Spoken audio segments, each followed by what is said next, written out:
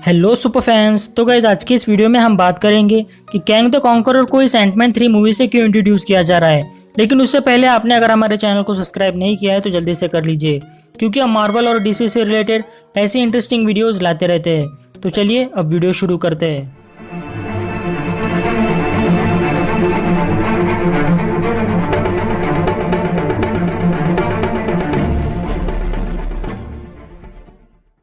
तो guys recently deadline की तरफ से रिपोर्ट सामने आई कि हमारे लवक्राफ्ट कंट्री के टिक यानी कि जोनाथन मेजर्स को एंटमैन 3 में कास्ट कर दिया गया है, जहां पर वो प्ले करेंगे super villain Kang the conqueror. और इसी विलन के बारे में हम फैंस ने भी स्पेकुलेट किया था कि शायद अब थैनोस के बाद में एमसीयू का अगला बड़ा विलन यही हो सकता है। और इस रिपोर्ट से ऐसा ही लगता है कि Kang the conqueror he MCU phase 4 का बड़ा विलन साबित होगा। लेकिन यहाँ पर ही कुछ फैंस इस बात से कंसर्न है कि उसे इस मूवी से यानी कि एंटमैन 3 से क्यों इंट्रोड्यूस किया जा रहा है, ना कि किसी एवेंजर्स मूवी से, क्योंकि हमें पता है कि कैंग द कॉन्करर एक एवेंजर्स लेवल का थ्रेट है। तो इस मूवी से आखिर उसे क्यों इंट्रोड्यूस किया जा रहा है। और आज के इस वीडियो में मैं आपको यही बताऊंगा कि कैंग द कॉन्करर को एंटमैन 3 से ही इंट्रोड्यूस करना क्यों सही है। तो चलिए सबसे पहले जान लेते हैं इस कैंग के हिस्ट्री के बारे में। तो कैंग द कॉन्करर बिलोंग करता है 31st सेंचुरी के अल्टरनेट अर्थ से, जहां पर उसने एक बार एक टाइम ट्रेवल टेक्नोलॉजी डिस्कवर की थी, जिसे ओरिजिनली क्रिएट किया था हमारे विक्टर वॉन डूम ने। और इसी टेक्नोलॉजी के हेल्प से उसने टाइम ट्रेवल किया, जहां पर वो पास्ट, प्रेजेंट और फ्यूचर में गया, जहां पर उसने कई सारे अल्टरनेट टाइमलाइंस और रियलिटीज को कॉन्कर करने की कोशिश की। लेकिन यहाँ पर हमारे फैंटास्टिक फोर और एवेंजर्स ने उसका सामना किया, और इसलिए उसे टाइम ट्रेवल विलन भी कहा जाता है।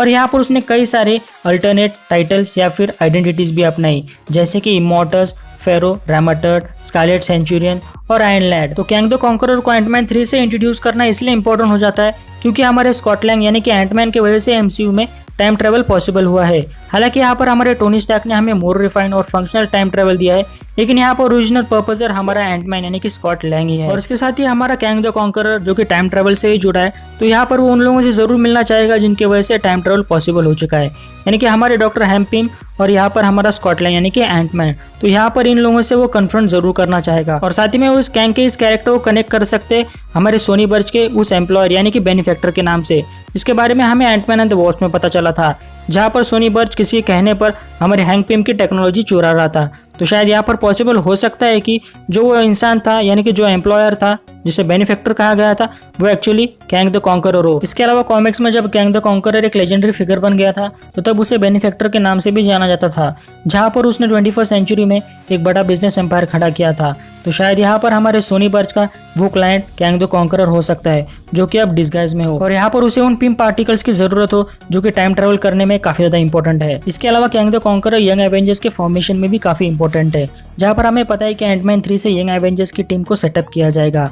और टेक्निकली हम बात करें तो इस टीम का फाउंडिंग मेंबर है हमारा आयरन लैड, जो कि कैंग का एक एडोल्शन वर्जन है। जहाँ पर उसे पता चला था कि फ्यूचर में सुपर विलन कैंग बन जाएगा, तो तब उसने ये सुपर टीम फॉर्म की थी यानी कि यंग एवेंजर्स की, जहाँ पर वो खुद को प्रिवेंट कर सके एक super villain Kang the conqueror बनने से।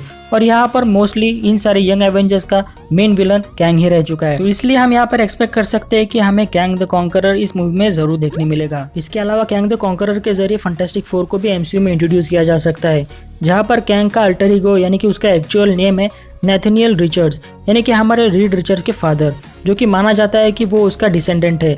लेकिन ये सारी बातें काफी ज्यादा कंफ्यूजिंग है। और साथ ही में यहाँ पर यह भी माना जाता है कि वो डॉक्टर डूम का लीनिएज का भी हिस्सा है। तो हमें कैंग देखने मिला तो हमें फैंटास्टिक फोर और डॉक्टर डूम जैसे कैरेक्टर्स भी देखने मिलेंगे। इसके अलावा हमें कैंग द कॉन्करर एंटमैन 3 में देखने से पहले शायद लोकी सीरीज में देखने मिले, क्योंकि एंटमैन 3 की अब तक प्रोडक्शन की शुरुआत नहीं हुई है।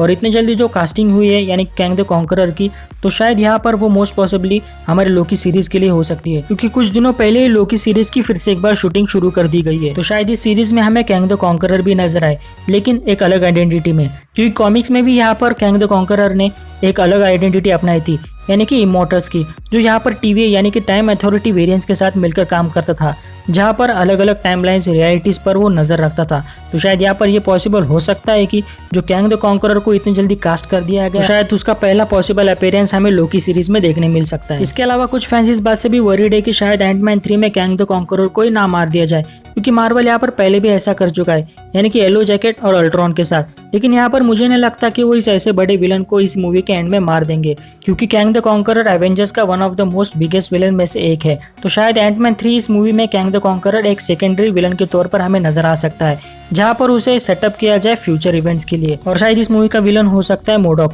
क्योंकि काफी सारी रिपोर्ट सामने आई थी कि मोडॉक को एंटमैन 3 से इंट्रोड्यूस किया जाएगा, तो शायद वही प्राइमरी विलन हो सकता है। और वैसे भी हमारे एंटमैन के लिए कैंग द कॉन्करर एक काफी बड़ा विलन हो जाता, तो शायद एंटमैन 3 में कैंग द कॉन्करर को बस सेटअप किया जाएगा फ्यूचर इवेंट्स के लिए। और वैसे भी एमसीयू का जो करंट प्लॉट है, यानी कि टाइम ट्रेवलिंग का, और साथ ही में हमारे जो एवेंजर्स ने टाइमलाइन में छेड़छाड़ की है, और इसके अलावा हमारे टोनी ने भी उन्हें वार्न किया था कि अगर तुम टाइम के साथ छेड़छाड़ करोगे तो तुम्हें उसके कॉन्सिक्वेंस तो भुगतने होंगे। तो अगर हम इन सारी चीजों पर ध्यान दें तो कैंग द कॉन्करर ही इस सिचुएशन पर सबसे आइडियल विलन साबित होता है।